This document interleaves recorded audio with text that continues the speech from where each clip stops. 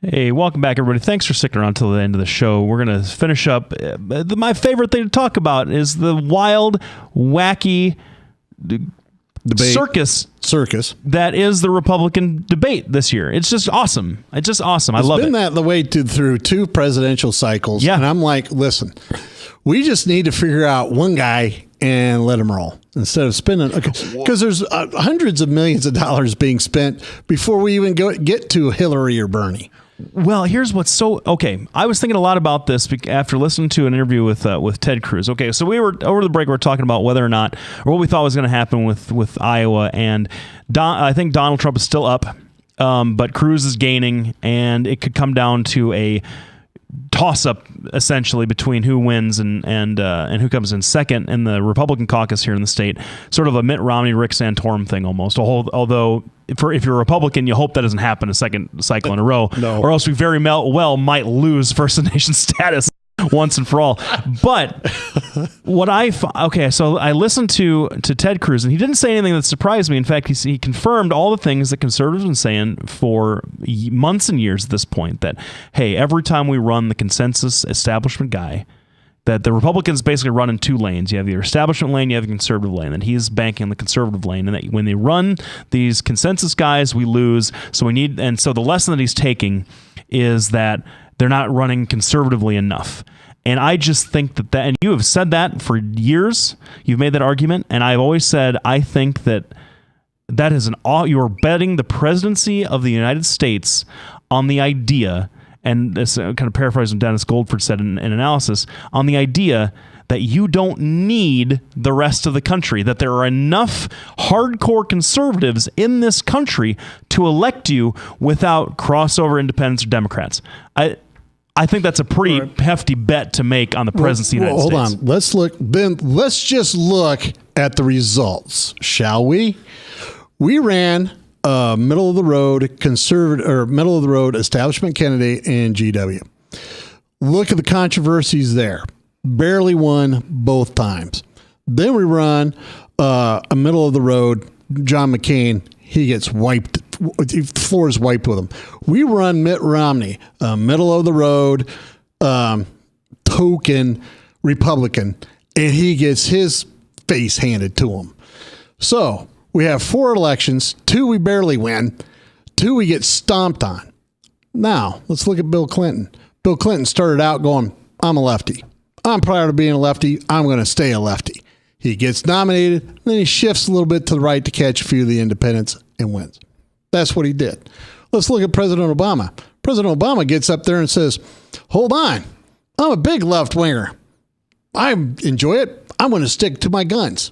And he stomps the next 2 Republican candidates. Let's look at Trump. Whether you agree with him or not, Trump is up there going, well, this is what I believe, and you either get on board or go with somebody else. Massively popular. Ted Cruz is well, massively amongst the Republicans. But it's like 8% of the electorate. Well, but hold on. Honestly. Well, but 25% of 40%. Do you think Bernie cares one whit about what a Republican thinks? Do you think that Hillary cares one whit about what a Republican thinks? This is the Republican nomination. Yeah. And you have to be conservative.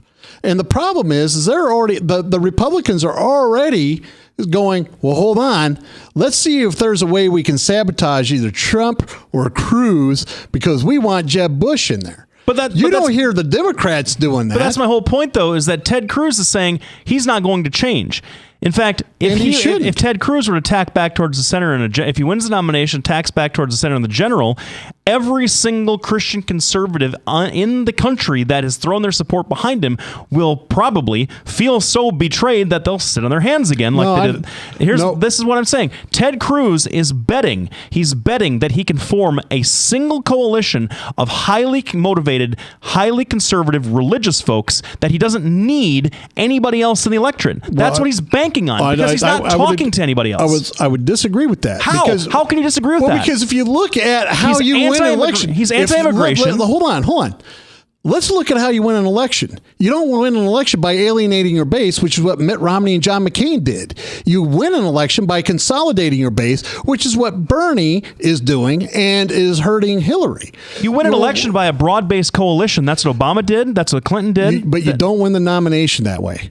They're two different. Those are two different races. Well, I'm not trying to even argue with you about this because we're talking two different races. We're talking a nomination that you need to get before you can run against for president. Right. But what I'm saying is he's selling if Cruz is going this conservative, and promising to be this conservative in the nominating process before he gets to the general. He is making a huge bet. If he wants to stay consistent with his brand, he's making a huge bet that he can win the general because he's not saying anything. He's not tossing any carrots off to the independents or the left at all in the nominating process, which you see guys like Jeb and Rubio kind of do. Rubio saying, well, pathway to citizenship. So let me ask you this. So why should Cruz have to give up what he believes in this idea that he needs the left to win?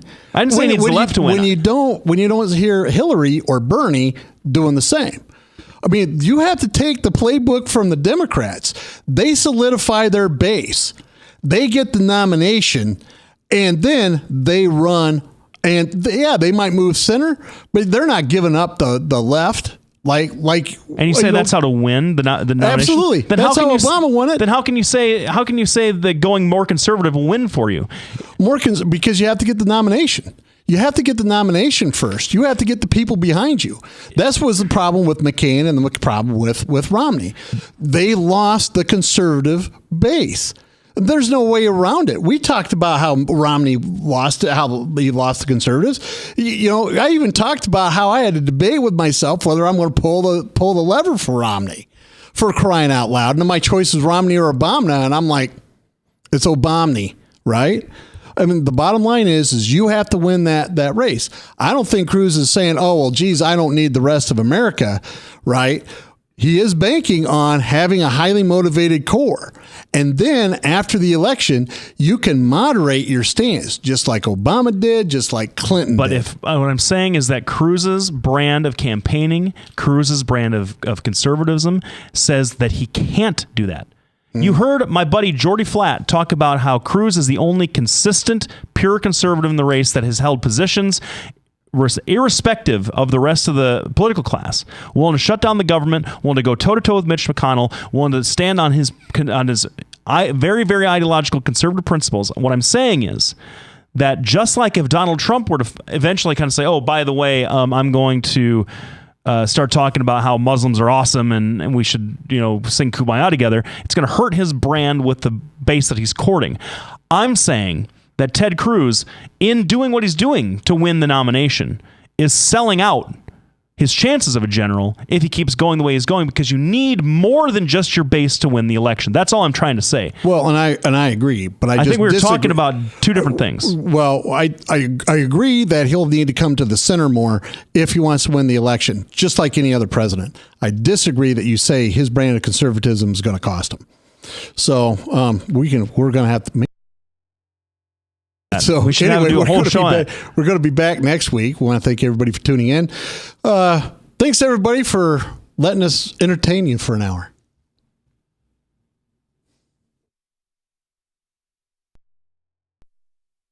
Hi, I'm Representative Tom Shaw, and I love these guys. Both of them. Love these guys. Get over here. Love both of them.